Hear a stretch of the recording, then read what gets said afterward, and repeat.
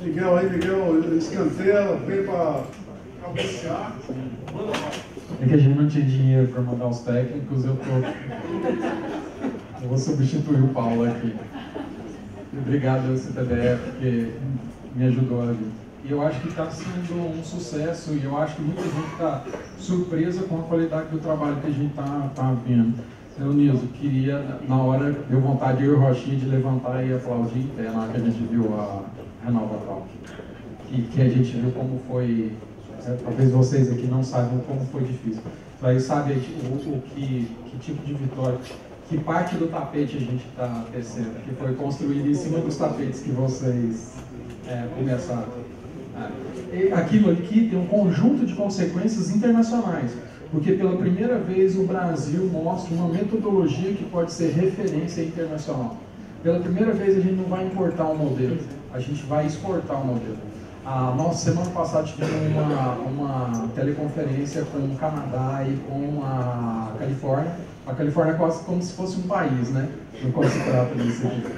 E aí eles, primeiro os californianos, a primeira vez que eu mostrei o Renova Bio para os americanos, eles falaram, eles foram lá no ministério, nossa, essa ideia é muito, o máximo da elogio do americano, é muito americano. E aí os californianos pegaram e falaram assim, não, a gente está muito feliz porque vocês aí no Brasil estão copiando a gente. Então vocês são os primeiros filhos, e o Canadá pediu ajuda para a gente, provavelmente eles vão entrar em contato com vocês eles estão fazendo um Renova Bio deles lá. O que isso gera? Gera um conjunto de oportunidades para o crédito de CBio ser um mercado internacional. Porque se essa política de biocombustível baseada na emissão do crédito for internacional, você não tem preço onerado nenhum. Você tem uma transferência do mercado internacional de emissão de carbono para a indústria brasileira. Mal comparando, é uma possibilidade. Assim como isso reduz o preço para a aviação. O Gustavo está aí? O Estadão? O Gustavo, eu vi sua matéria. Legal.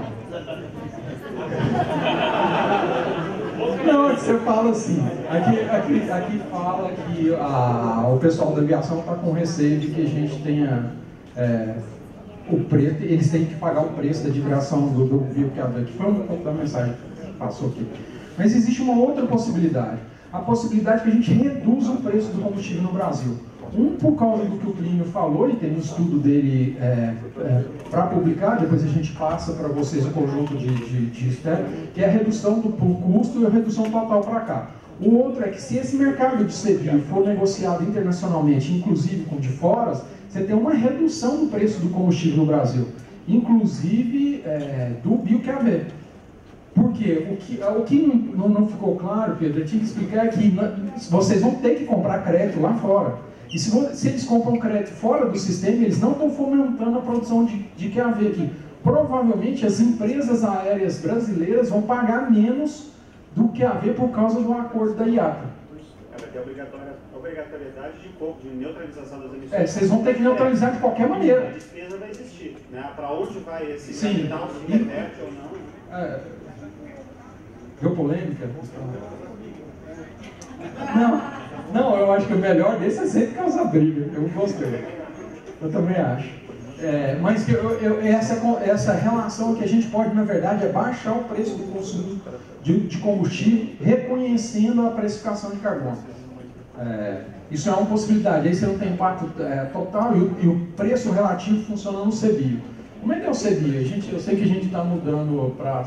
Antes era CDBio, mas a B3 pediu para a gente cortar o D de descarbonização, porque tem o CDB, e aí na carteira de composição deles, o CDBio ficaria parecido com o CDB. Então eles pediram para a gente trocar o nome na hora que a gente falar como CBio.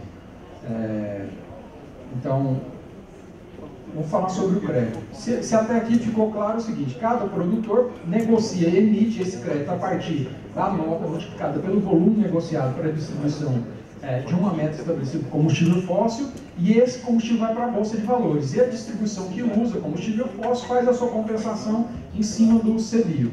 Aqui tem um funcionamento do sistema. Então o produtor ou importador de biocombustível, e aí é importante que a gente está tratando biocombustível e não separadamente. É importante tratar toda a política do RenovaBio, tratando todos os biocombustíveis, que tem aquele programa da externalidade. O mercado físico vai para a distribuidora e o produtor pode emitir o CBio, ainda está o nome CBio ali, que vai para a bolsa. Em função do volume, da nota, do ciclo de vida e de um fator de desenvolvimento regional. Então, se o governo quer fomentar a produção de biocombustível na Amazônia, a gente pode usar um fator de correção, está descrito na medida provisória. Bom, e ele negocia na bolsa. A distribuidora que vende aquele combustível fóssil, a partir do programa dele, tem que comprar CBio na bolsa. E tem uma meta individual a partir do histórico de venda de combustíveis fósseis. E tem uma meta de descarbonização, que é uma meta decenal, que é controlada anualmente. E aí você tem a ANP fazendo regulação e fiscalização. Bom, mas como é que funciona o CBio? O CBio, o produtor de biocombustível, tem um escriturador, que é um banco, que garante que aquele CBio, a partir da certificação, foi vendido. Então você tem uma dupla checagem. Por que a gente tem que usar um escriturador e jogar no mercado financeiro? Porque a experiência americana de negociação do RIN foi mercado de balcão. E por que foi mercado de balcão? Teve fraude. Então lá você tem os 3 caras que foram presos, né, do grandes usineiros americanos. E se os americanos fizeram isso, nós brasileiros somos mais capazes de fazer. Então a gente está casando.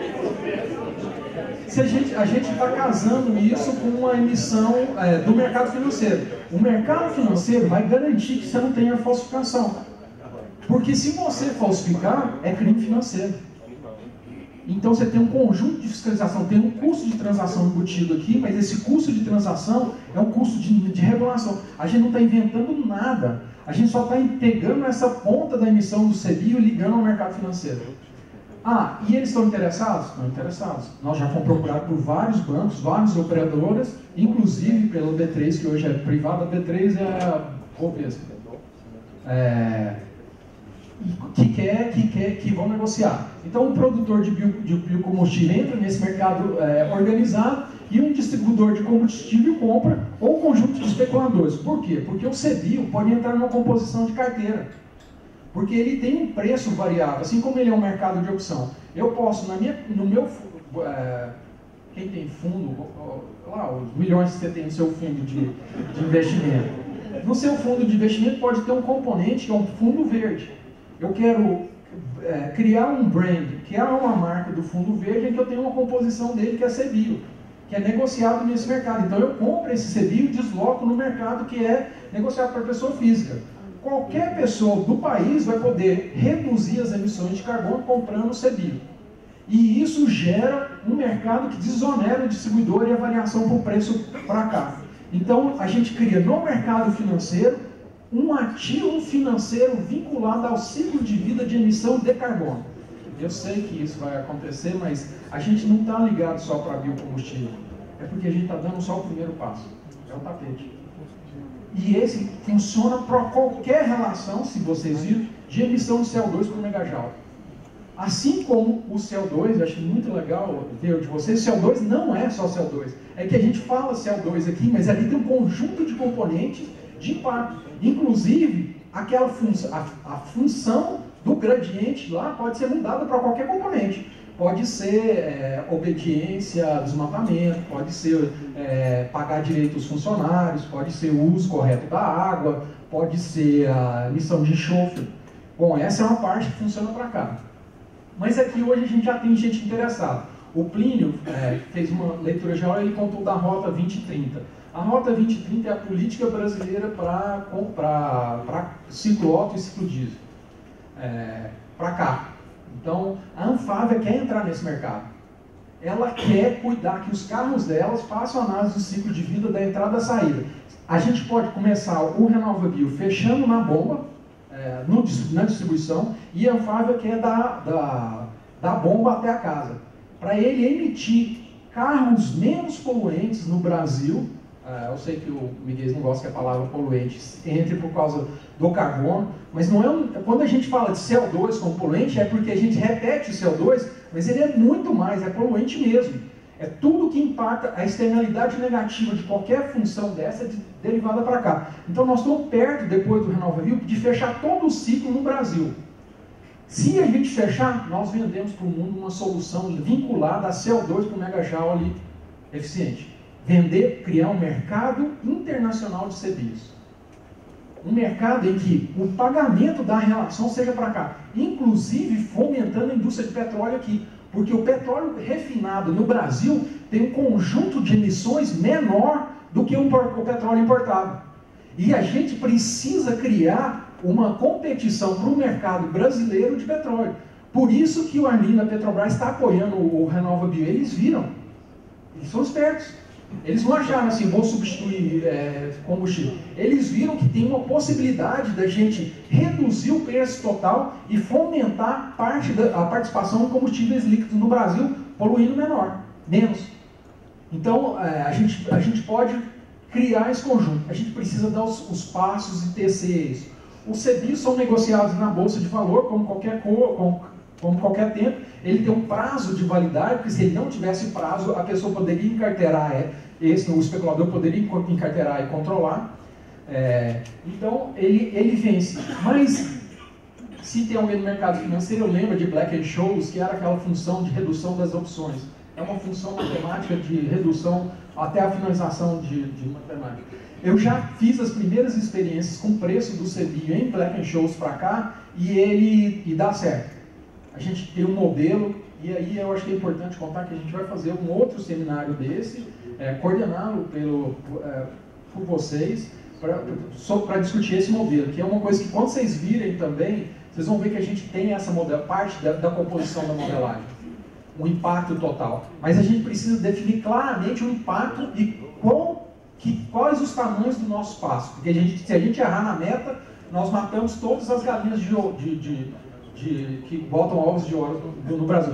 Mas nós temos no mundo, isso eu acho, talvez eu seja picado pela paixão, mas eu acho que no mundo a gente tem uma solução, porque vocês ajudaram a construir isso aqui. A gente tem uma solução no mundo, no caso do ciclo de vida, uma solução que a gente pode vender. Por isso que o MMA vai levar para Bonn em novembro a solução do RenovaBio. Porque eles viram que quando chegarem lá, a gente tem uma solução para ser ofertada para o resto do mundo para carbono, com menor impacto inflacionário, com redução do preço do consumidor, com transferência de renda para biocombustível.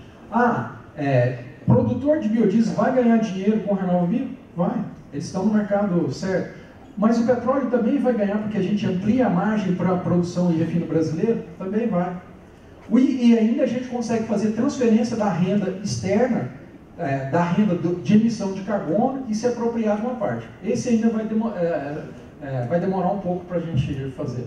Mas o mercado de CBIO é negociado na bolsa. Eu compro, qualquer um pode comprar, pode vender, ele vende-se um dia e ele varia com o preço. Qual que é a vantagem disso?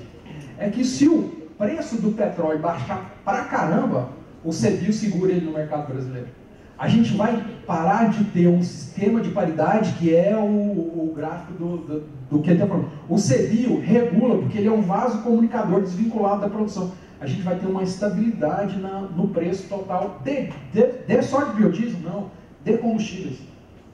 A gente tem uma variação no preço de combustível. Garanto que quando ficar sobrando gasolina lá na Europa, que eles vão usar tudo carro elétrico, a gente não vai ser não vai ter uma enxurrada de preço barato de gasolina entrando barato, quebrando todo o mercado. Vai baixar o preço? Vai, mas a transferência total vai ser menor, vai ser nada oscilante. A gente vai reduzir o preço total. A história do CBIO é uma externalidade.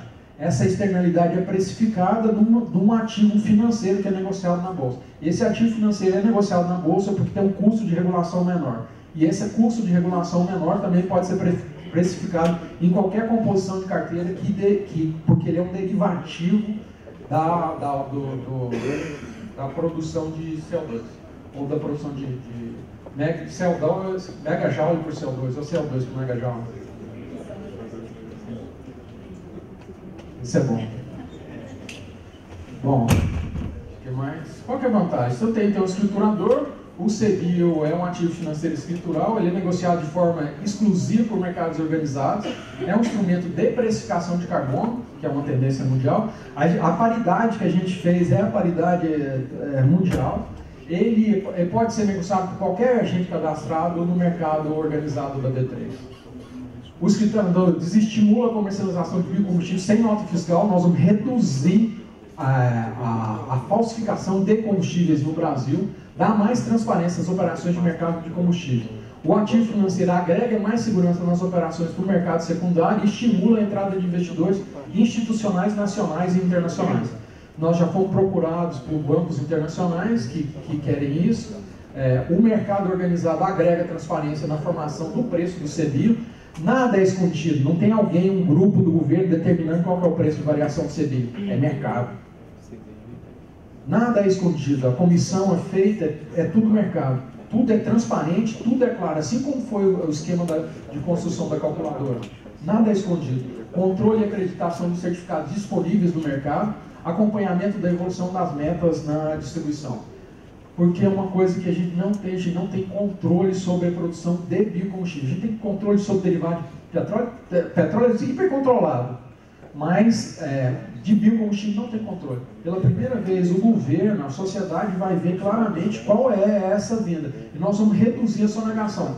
Porque o problema brasileiro é a sonegação do biocombustível. Porque ele cria uma margem, uma margem maior para aquele cara que não paga imposto. E aquele que tem que prestar contas, não tem jeito de sonegar. Então ele mata todo mundo. Além da gente equalizar o preço, a gente vai reduzir a sonegação, porque está vinculado ao mercado financeiro e o controle. Ele não quer vender CBIOS. Perdeu. Por que ele não é obrigado? Porque exatamente, se a gente obrigasse uma usina a falar assim, eu não quero me certificar para vender CBIOS no mercado. Quem pagaria para ele? Como é que seria obrigado? A gente fecharia a usina? Então, muitas vezes perguntam assim, obrigado? Não é voluntário, porque isso impacta no modelo de desenvolvimento. É voluntário. Mas toda usina que for certa vai se certificar. Por que ela vai certificar? Porque ela ganha um prêmio. O prêmio é o CBIO. Às vezes a gente fica com a questão lá, mas e se eles não certificarem? Só 4% do mercado? Porque 90% gosta de perder dinheiro. Vocês são usineiros, né? Pelo menos vocês dois estão aqui, estou vendo mais lá. Vocês vão se certificar? Sim. Certeza absoluta que todo mundo vai se certificar. Tem mais? Lá os seus Salib, os seus usineiros vão se certificar? Sim. Os seus, Alessandro? Todos vão se certificar, mesmo sendo voluntários. Porque não precisa. Mas a gente vai deixar uma margem bem pequenininha para aqueles que não querem fazer. Porque aquele que não se certificar, tem alguma coisa errada. Mas a gente não pode quebrar esse cara no mercado ainda. Porque pode ser que o problema dele seja desmatamento. Aí ele dá um tempo para ele se arrumar e aí ele se ajustar para cá. Bom, acho que é uma visão da conta final do RenovaBio, a conta em que a gente reduz o custo total para o consumidor, amplia o pagamento da externalidade, reconhece a externalidade do combustível fóssil e fortalece a indústria brasileira. Obrigado.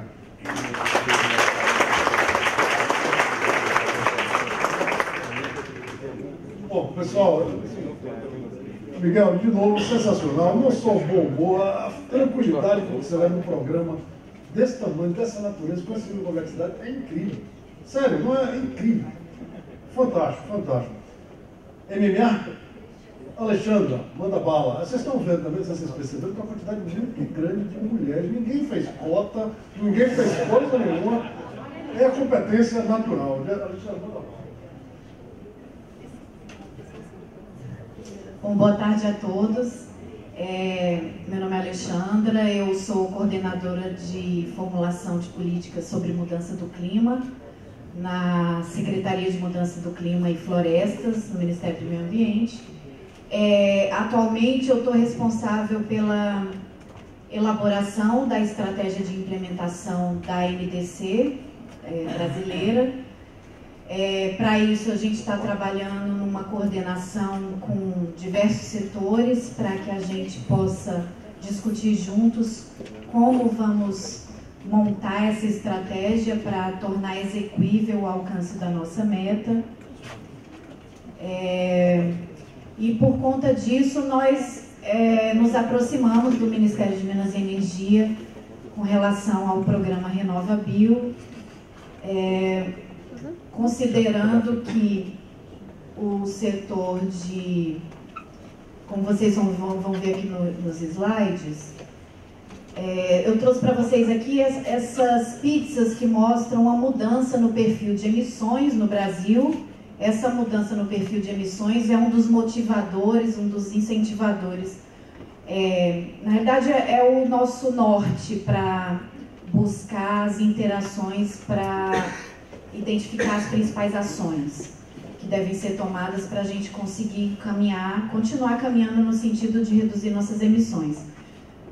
Se comparar essa pizza maior com a menor, 2005, 2010, a gente teve uma redução global, nas emissões totais no Brasil e uma mudança no perfil. A mudança no perfil, ela se deve basicamente à grande redução, do desmatamento que aconteceu até 2010. A gente tem, é importante salientar que existiu uma retomada no percentual de desmatamento de 2015 para cá, mas mesmo com essa pequena retomada, a gente ainda tem mantido esse novo perfil. Nesse novo perfil, o setor de energia, juntamente com o de agropecuária, passam a ser os líderes nas emissões de gases de efeito estufa no Brasil. Por conta disso, na hora que a gente vai pensar na nossa estratégia, a gente tem focado muito nesses setores. É importante chamar a atenção para uma outra questão também, que as pessoas andam confundindo muito. Quando a gente assinou o Acordo de Paris, o Acordo de Paris entrou em vigor, que a gente submeteu o que a gente antigamente chamava de INDCs, que eram as contribuições nacionalmente determinadas, as pretendidas contribuições nacionalmente determinadas. Era uma pretensão do que o Brasil poderia contribuir. A partir do momento que o acordo entrou em vigor, essas contribuições deixaram de ser pretendidas. Quando isso aconteceu, o que a gente antes estava chamando no plural, as contribuições nacionalmente determinadas, como nós, no momento em que nós submetemos a nossa proposta de contribuição, na realidade nós optamos por uma redução global das emissões, a nossa única meta que existe na NDC brasileira é a redução de 37% nas emissões globais, nacionais, em 2025. É a única meta em que nós temos o compromisso real de redução perante as Nações Unidas. Existe ainda um indicativo de uma redução adicional de 43% até 2030, mas essa não é um indicativo nosso, mas o que está lá nas Nações Unidas é o indicativo único e exclusivamente de 37% em 2025. Considerando, então, o conjunto da economia. Antes, em Copenhague, quando a gente submeteu voluntariamente os nossos compromissos, as nossas possíveis contribuições para a redução, que eram voluntárias, o nosso enfoque era setorial. A gente identificou os setores e cada setor, imputamos para cada setor uma meta. Agora não, agora existe essa meta global de 37% e nós, governo e sociedade, temos a liberdade de tomar as decisões internamente de como é que nós vamos fazer para chegar nesses 37%. Quando a NDC, as INDCs estavam sendo elaboradas, no processo de elaboração, foi feita toda uma discussão, simulação de modelos, com o auxílio dos setores. A EPE contribuiu muito, a gente teve contribuição da Agroícone, teve muita discussão com os especialistas dos setores para fazer a simulação dos modelos, para que a gente pudesse ter uma ideia de qual seria esse percentual possível de ser alcançado em 2025. Então, o que acontece? No documento, se vocês baixarem o documento da NDC lá no site, no anexo do documento, a gente tem realmente lá o que a gente chamou de medidas adicionais. Lá nesse anexo tem o que a gente, no momento da elaboração desse documento, a gente estimou como sendo balizador para a gente chegar nesses 37%. Ou seja, são indicativos, são possibilidades, são medidas possíveis, eficazes e consistentes com a meta. Mas nós temos a liberdade internamente de, ao longo do processo, tomarmos caminhos que possam ser adaptados à realidade da nossa economia. Ou seja, no anexo a gente tem esses indicativos que estão destacados aí em tela. Para o setor de energia, a gente usou como balizador a possibilidade, nós simulamos, né, a possibilidade da gente então elevar, para contribuir com essa redução de 37%, que seria possível elevar em 18% a participação da bioenergia na matriz energética nacional. Bioenergia, em inglês, né, o documento foi submetido em inglês, biofuels. Quando ele foi traduzido para o português, na primeira versão foi traduzido para biocombustível e deu toda uma confusão, que resultou inclusive na nossa matéria aí do valor essa semana, mas é simplesmente uma confusão, porque foi por uma questão da tradução para o inglês, ou do inglês para o português, porque é bioenergia, ou seja, aí a gente está contabilizando os biocombustíveis e toda a eletricidade gerada através de biomassa. A gente também considerou a possibilidade de aumentar a participação. Não, eu escrevi errado aqui. Não é agropecuária, não. São energias renováveis. Está errado isso daí. A participação das energias renováveis em 45% na matriz energética, na matriz elétrica. E na parte de agropecuária, um dos pontos focais é a restauração de pastagem degradada, ampliar em 15 milhões de hectares, e ampliar em 5 milhões de hectares os sistemas de integração lavoura, pecuária e floresta. Na parte de florestas, continuar o trabalho de controle do desmatamento e investir na restauração e reflorestamento de 12 milhões de hectares. No que diz respeito ao foco do nosso tema hoje, essa contribuição que o RenovaBio tem para dar é voltada para auxiliar nessa meta dos 18%, juntamente com tudo que for possível de ser ampliado através de outras ações políticas na parte de bioenergia. É importante salientar que essas metas aqui, elas foram calculadas tendo como horizonte 2030, ou seja, no horizonte 2030, onde a gente teria a possibilidade de reduzir 43%, é que estão indicadas essas possibilidades aqui. Ou seja, para 2025, que é a nossa meta real, esses 18%, isso não é 18%, 18% é 2030, né? Então, o peso da responsabilidade sobre o setor não é como está colocado na mídia, né? A gente tem 12 anos até 2030. Determinadas ações dessas são ações que são ações de longo prazo, e o Ministério do Meio Ambiente ele tem tido cresceu muito a vontade dentro da nossa secretaria e dentro do Ministério do Meio Ambiente, uma vontade muito grande de colaborar o máximo possível para que o RenovaBio saia do papel, porque a gente enxerga como sendo uma proposta, um programa de governo que tem efeitos de curto prazo, curto e médio prazo, e que como é um setor já bastante consolidado, a gente já pode apresentar como sendo uma ação do governo brasileiro para ajudar a alcançar nossas metas. Então, em termos de ações que estão atualmente em desenvolvimento e que podem ser consideradas políticas públicas que vão no sentido de alcançar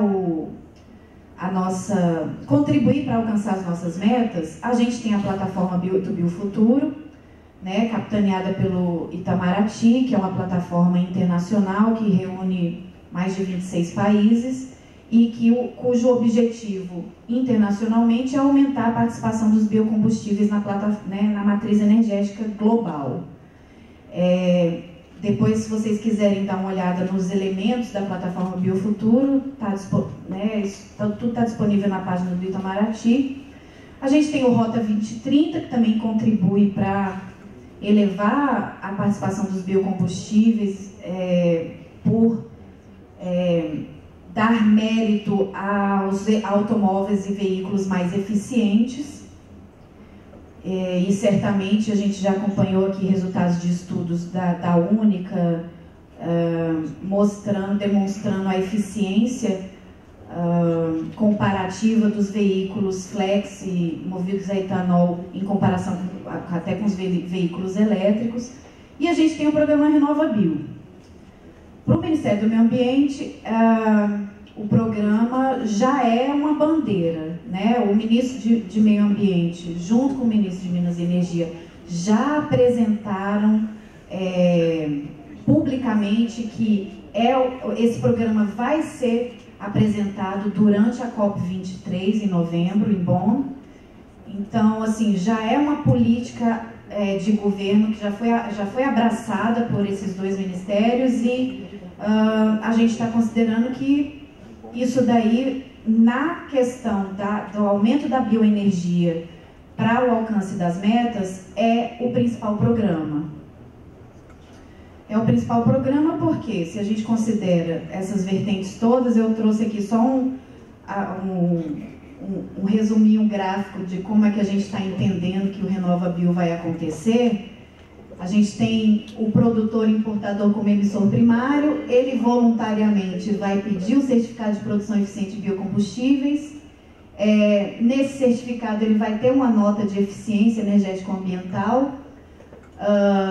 Esse certificado vai ser emitido por um organismo certificador, que a gente tem aqui a apresentação hoje de alguns exemplos de organismos que podem ser potenciais candidatos para emitir esse certificado. A gente tem, em função da nota e do volume de biocombustível produzido por esse produtor, a gente tem a possibilidade dele pedir a emissão do crédito de descarbonização. A quantidade dos CBIOs depende dessa nota e do volume de combustível. Ele tem o direito de pedir a emissão desse crédito, contratando um escriturador para isso, e esse crédito ele passa a ter esse direito na hora que acontece o processo de compra e venda, que é quando o distribuidor faz a compra do combustível, então ele passa a ter a possibilidade de emitir o crédito através do controle das notas fiscais. Isso para a gente é interessante, muito provavelmente no processo de discussão da regulamentação, da lei que vai tirar do papel RenovaBio. No processo de regulamentação, acho que a gente ainda tem que discutir como vai ser o processo de emissão desse crédito, para que a gente também possa contar com ele da forma como o Miguel colocou, como ele sendo um verdadeiro instrumento para a comercialização de créditos de carbono nacionalmente e fora do Brasil, né? Para que ele tenha solidez para ser comercializado internacionalmente. Mas é também importante salientar que esse crédito não tem nada a ver com o crédito que, por exemplo, comercializado através dos projetos do mecanismo de desenvolvimento limpo. O processo é um outro tipo de mecanismo, é uma outra forma de avaliar a emissão do crédito de carbono. Aqui a gente chama o crédito de descarbonização, mas ele vai ser verificado em função da quantidade de combustível vendida, né? Ele não vai ter um processo que hoje acontece no MDL que faz a verificação, a auditoria desse crédito em função da sua emissão. Isso daí pode ser discutido com mais detalhe no momento da regulamentação, mas hoje já vai ser um mecanismo muito transparente para que a gente possa fazer a nossa contabilidade.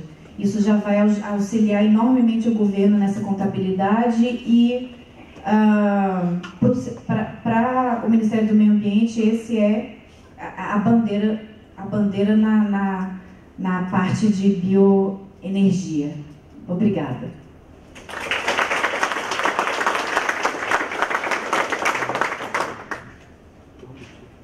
Muito obrigado. Pessoal, só um comentário aqui.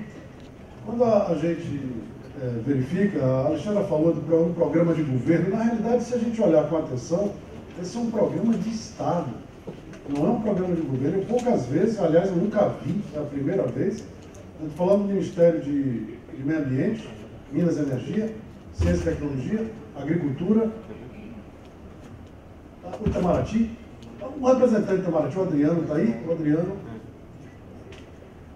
depois até eu queria, depois do Rota 2030, que você falasse, se você pudesse falar um pouquinho do Plataforma do Biofuturo.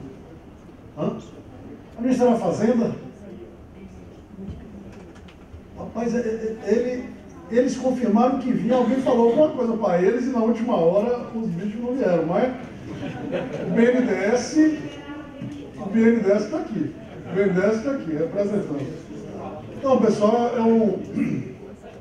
como eu disse, não é um programa de governo, é um programa de Estado, importantíssimo, setor produtivo, está todo mundo aqui, está todo mundo no programa.